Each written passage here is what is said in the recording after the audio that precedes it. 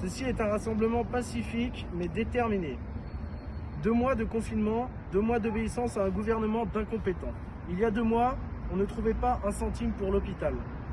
Aujourd'hui, on multiplie les plans résilience et les promesses non tenues, les atermoiements et les déconvenus.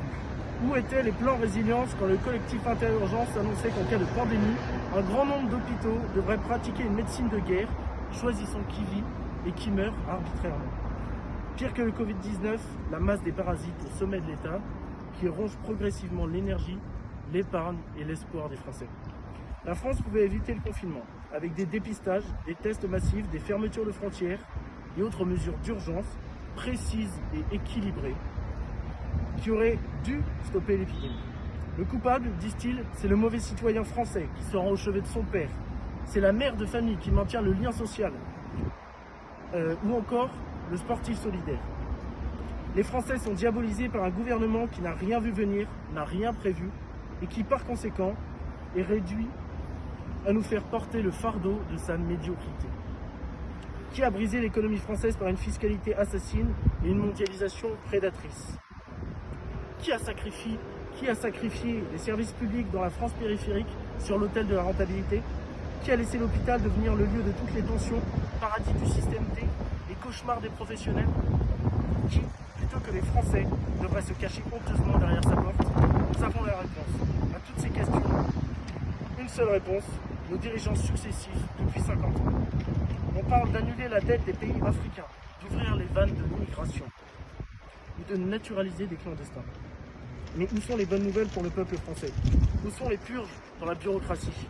Où sont les suppressions d'impôts qui découragent l'accès à la propriété? Où sont les mesures pour endiguer le développement de la grande distribution aux dépens des travailleurs locaux et honnêtes?